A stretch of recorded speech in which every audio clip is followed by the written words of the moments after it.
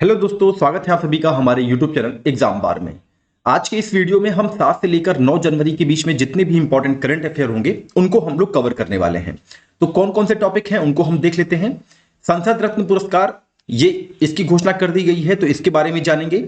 अंतर्देशीय जलमार्ग विकास परिषद, ये न्यूज में क्यों बना हुआ था और ये हमारे एग्जाम के लिए क्यों इंपॉर्टेंट है, इस पे हम लोग डिटेल में बात करेंगे। फिर एमवी लीला नॉरफॉक, ये एक शिप का नाम है, ये न्यूज में बना हुआ था और ये हमारे एग्जाम के लिए इंपॉर्टेंट होने वाला है, तो इस पे हम लोग डिस्कशन करेंगे। 81वें गोल्डन ग्लोब अवार्ड 2024 के बारे में हम लोग बात कर लेंगे। प्रोजेक्ट वीर गाथा क्या है, ये किससे रिलेटेड है, इसके बारे में हम लोग जानेंगे। और कसावा एक फसल है, ये न्यूज में क्यों बना हुआ था, इसके बारे में डिटेल में जानेंगे। और समीक्षा अधिकारी और सहायक समीक्षा अधिकारी में एग्रीकल्चर भी हमारे सिलेबस में है, तो हमारे एग्जाम के लिए ये इंपॉर्टेंट होगा। उसके बाद राष्ट्रीय आय का पहला अग्रिम अनुमान जारी कर दिया गया है, तो यहां से कौन से फैक्ट है उनको हम लोग कवर करेंगे। और अंत में इंद्रायणी नदी और कृष्णा गोदावरी बेसिन, ये दोनों न्यूज में क्यों बने हुए थे, इसके बारे में डिटेल में जानेंगे। और ये हमारा ज्योग्राफी का पोर्शन कवर करेगा, तो ये भी बहुत ही इंपॉर्टेंट है। तो चलिए शुरुआत करते हैं आज के करंट अफेयर के प्रश्न के साथ। आज का प्रश्न है, हाल ही में भारत की पहली स्वस्थ और स्वच्छ फूड स्ट्रीट प्रसादम का उद्घाटन किस शहर में किया गया? Recently, in which city was India's first healthy and clean food street prasadam inaugurated?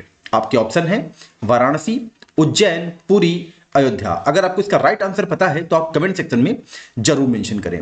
साथ ही बता दें कि एक यूपी स्पेशल की एक मेरी सीरीज चल रही है, जिसको मैं एक अलग प्लेलिस्ट में तैयार कर दूंगा, और ये आपके आरओ एआरओ और पीसीएस के लिए बहुत ही इंपॉर्टेंट सीरीज होगी, क्योंकि इसको हम लोग जो है मैप के थ्रू कवर करेंगे। और मैप का यूज मैं इसलिए कर रहा हूं क्योंकि अगर आप यूपी के एग्जाम दे रहे हैं तो आपको जितने जिले हैं उनका भी क्रम और उनका भी किस दिशा में पड़ते हैं, नॉर्थ से साउथ और ईस्ट से वेस्ट, ये सब जो है पता होना चाहिए, तभी आप जो है प्रश्नों को अच्छे से सॉल्व कर पाएंगे। क्योंकि एग्जामिनर जो है कभी भी टफ प्रश्न बनाने का प्रयास नहीं करता है, वो आपको कंफ्यूज करने का ज्यादा प्रयास करता है। तो आपको सभी के सभी पढ़े हुए लगेंगे, बस कुछ ऐसे स्टेटमेंट दिख जाएंगे जो कि लगता है कि हाँ मुझे पता है, लेकिन एकदम एग्जैक्ट जानकारी न होने के कारण वो गलत हो जाते हैं। तो हम लोग मैप का यूज से, मैप के प्रयोग से यूपी स्पेशल को पूरा कवर करेंगे। अगर आप लोग नहीं देखे हैं तो डिस्क्रिप्शन बॉक्स में उसका लिंक दे देंगे, आप लोग जाके उसको जरूर देखें। चलिए आगे बढ़ते हैं और बात करते हैं शॉर्ट न्यूज यानी कि वन लाइनर करंट अफेयर की। इसरो द्वारा प्रक्षेपित भारत का पहला सूर्य मिशन आदित्य L1 अपनी मंजिल पर पहुंच गया है। आदित्य L1 को सूर्य पृथ्वी लैग्रेंज पॉइंट 1 यानी कि L1 के चारों ओर एक प्रभा मंडल कक्षा में स्थापित किया जाएगा। और इसरो का ये जो प्रोजेक्ट है आदित्य L1, ये एक महिला निगार शाजी के नेतृत्व में किया जा रहा है। ये नाम आप ध्यान रखिएगा, ये एग्जाम के लिए इंपॉर्टेंट हो सकता है।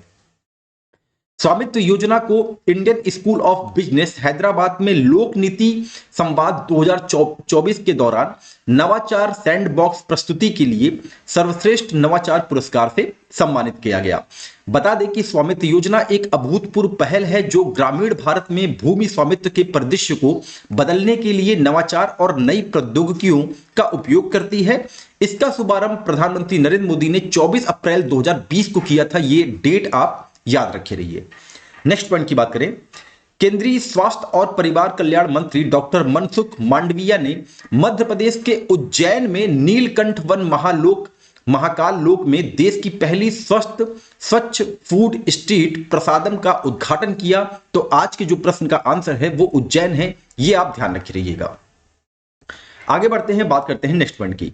भारतीय वायुसेना ने हाल ही में पहली बार C-130J विमान से कारगिल हवाई पट्टी पर रात्रि में लैंडिंग की है।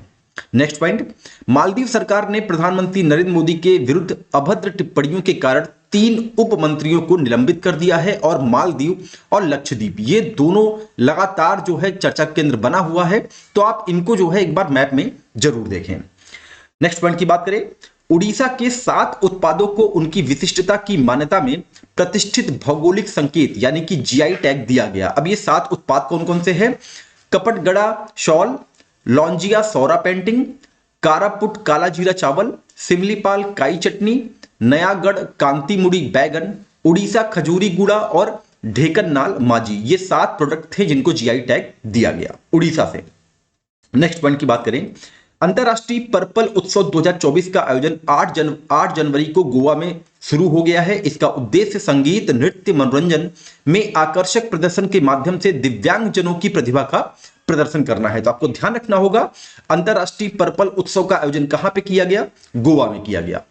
नेक्स्ट पॉइंट की बात करें, आईआईटी दिल्ली की टीम ने भारत के लिए पहला हाई रेंज भूस्खलन जोखिम मानचित्र बनाया है। अब चूंकि ये भारत का पहला मानचित्र है जो कि हाई रेंज भूस्खलन से संबंधित है, तो हमारे एग्जाम के लिए इंपॉर्टेंट होगा, आपको ध्यान रखना होगा, आईआईटी दिल्ली की टीम ने इसे बनाया है।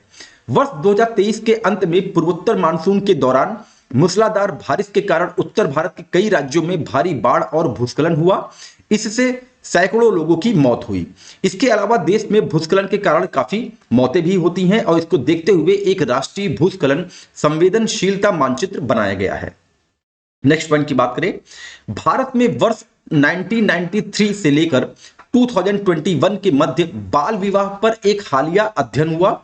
उस रिपोर्ट में बताया गया कि देश भर में बाल विवाह में समग्र कमी देखी गई है, लेकिन यह भी बताया गया कि 4 राज्य, मुख्य रूप से बिहार, पश्चिम बंगाल, उत्तर प्रदेश और महाराष्ट्र में लड़कियों के बाल विवाह के कुल बोझ का आधे से अधिक हिस्सा है।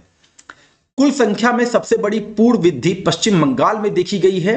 कुल संख्या में 32.3% की वृद्धि का प्रतिनिधित्व पश्चिम बंगाल करता है। पश्चिम बंगाल में 5 लाख से अधिक लड़कियों की बचपन में शादी होने के साथ सबसे बड़ी पूर्ण वृद्धि भी देखी गई है। इसको आप ध्यान रखे रहिएगा।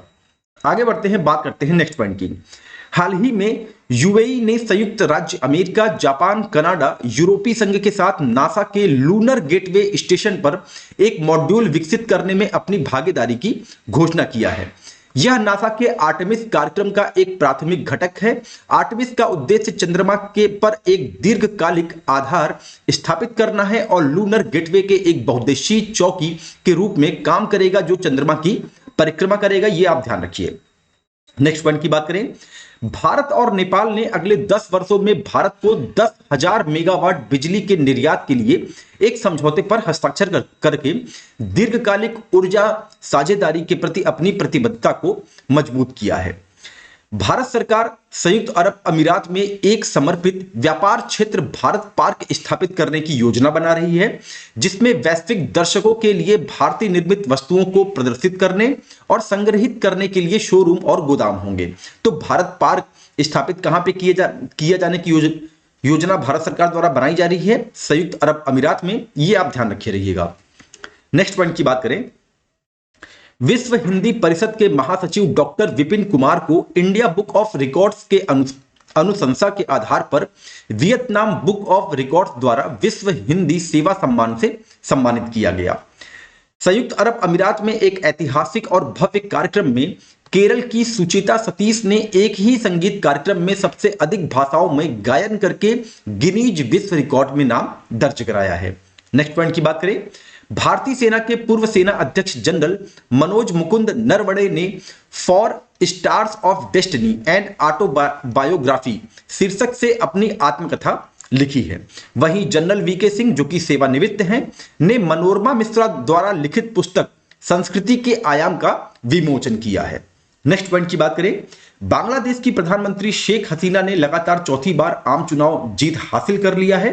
शेख हसीना कुल 5वीं बार बांग्लादेश की प्रधानमंत्री के रूप में शपथ लेंगी और प्रधानमंत्री शेख हसीना की पार्टी अवामी लीग ने बांग्लादेश चुनाव में 5वीं बार जीत हासिल किया है। तो ये अवामी लीग से रिलेटेड है, ये भी आप ध्यान रखे रहिए। आगे बात करते हैं नेक्स्ट पॉइंट की। भारत के निशानेबाज वरुण तोमर ने जकार्ता में एशियाई ओलंपिक क्वालिफायर की पुरुष 10 मीटर एयर पिस्टल स्पर्धा का स्वर्ण पदक प्राप्त किया है। इससे पहले तोमर, अर्जुन और उज्जवल मलिक की भारतीय टीम कुल 1740 अंक के साथ टीम स्पर्धा में शीर्ष पर रही थी। तो वरुण तोमर का संबंध किससे है? ये शूटिंग से है, इसको आप ध्यान रखे रहिएगा।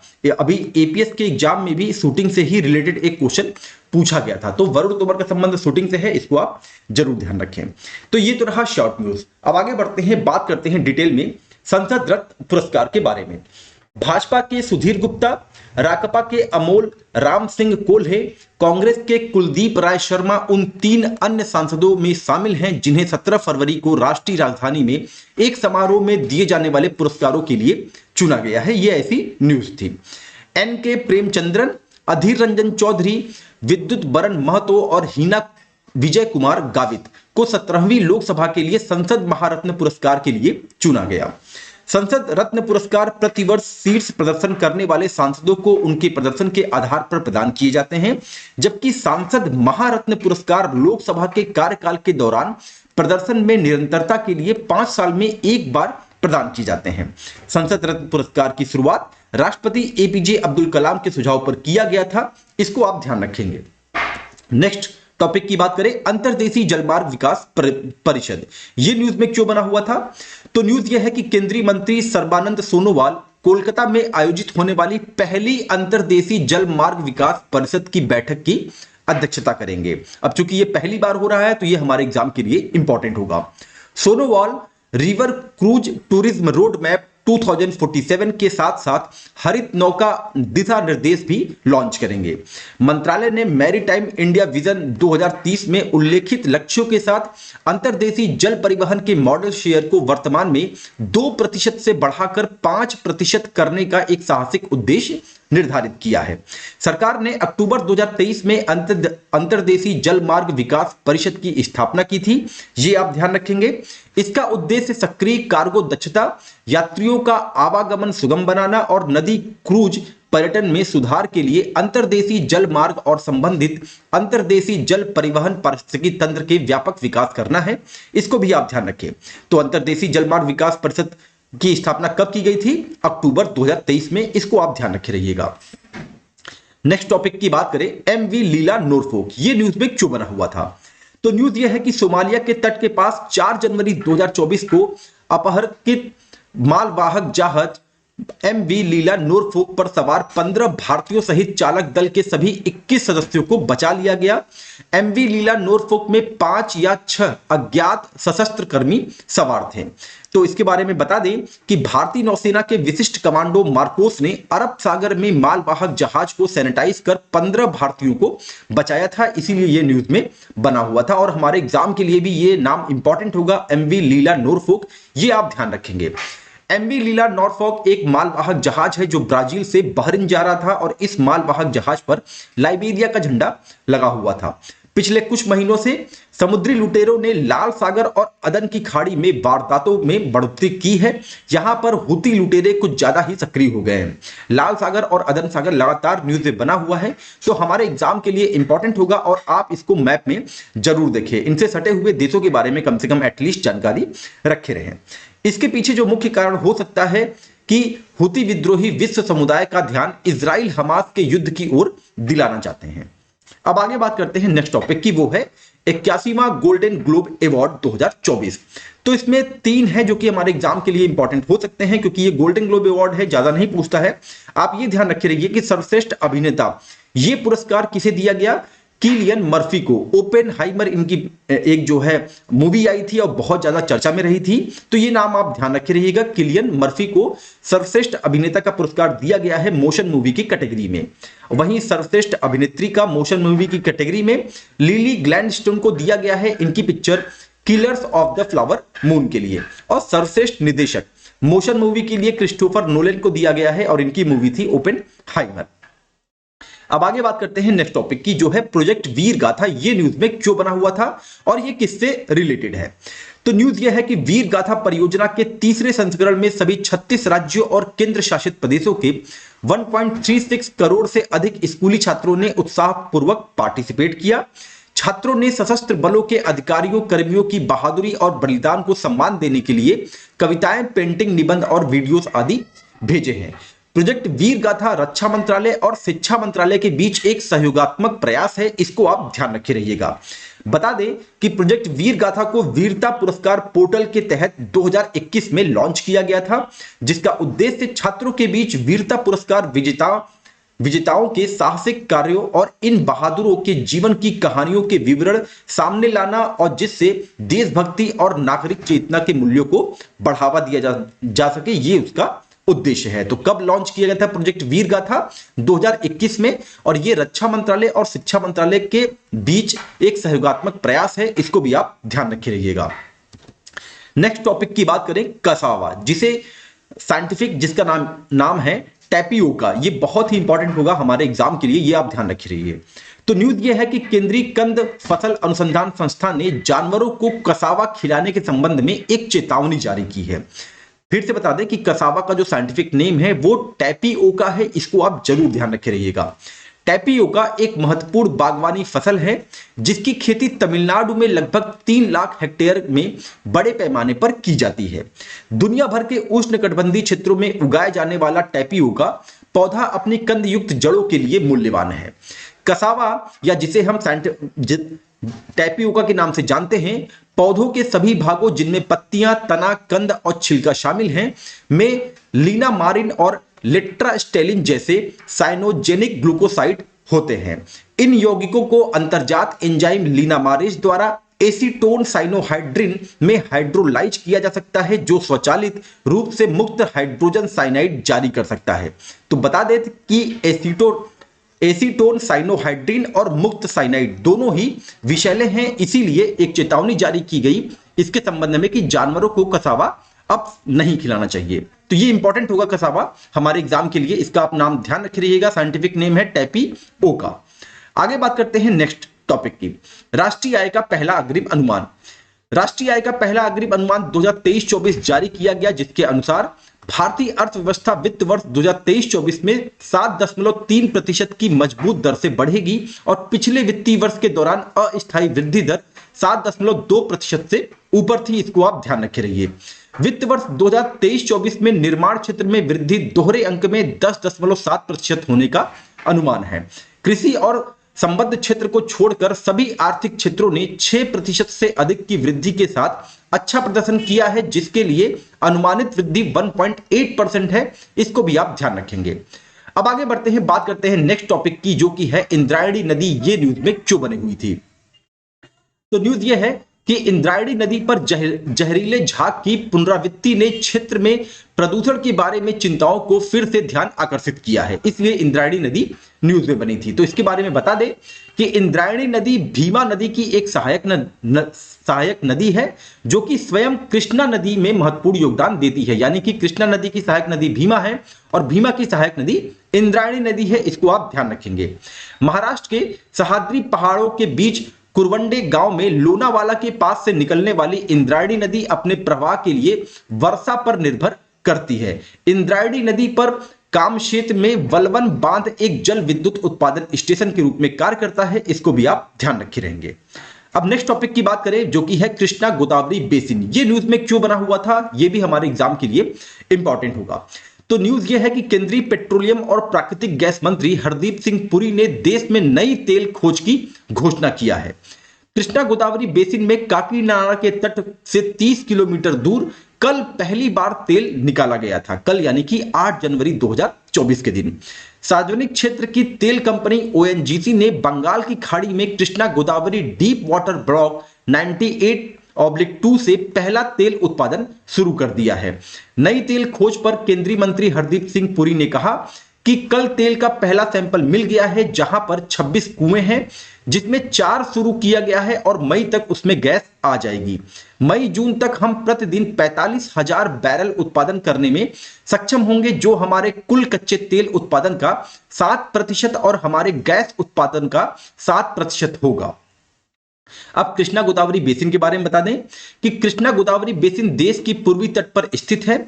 यह आंध्र प्रदेश में कृष्णा और गोदावरी नदियों के कुल 50,000 वर्ग किलोमीटर के क्षेत्र में फैला हुआ है। यह बेसिन को D6 ब्लॉक के नाम से जाना जाता है। D6 ब्लॉक में ही रिलायंस इंडस्ट्री ने 2000 में भारत का सबसे प्राकृतिक गैस भंडार की खोज की थी, जो विश्व की सबसे प्राकृतिक गैस भंडार की खोज थी। ये आप ध्यान रखेंगे। तो ये तो रहा आज का करंट अफेयर। अगर ये एग्जाम के पॉइंट ऑफ व्यू से इंपॉर्टेंट लगा हो तो आप हमारे चैनल को अपने दोस्तों के बीच में जरूर शेयर करें और आप हमारा यूपी स्पेशल वाला सीरीज जो है उसको आप लोग जरूर देखें, क्योंकि उसको हम लोग पूरा मैप के माध्यम से कवर करने का प्रयास करेंगे। उसका लिंक मैं डिस्क्रिप्शन बॉक्स में दे दूंगा, आप लोग जाके उसको जरूर देखें, आपके एग्जाम के लिए भी वो इंपॉर्टेंट होगा। मिलते हैं अपने अगले टॉपिक के साथ, तब तक अपना ध्यान रखें। नमस्कार, जय हिंद, जय भारत।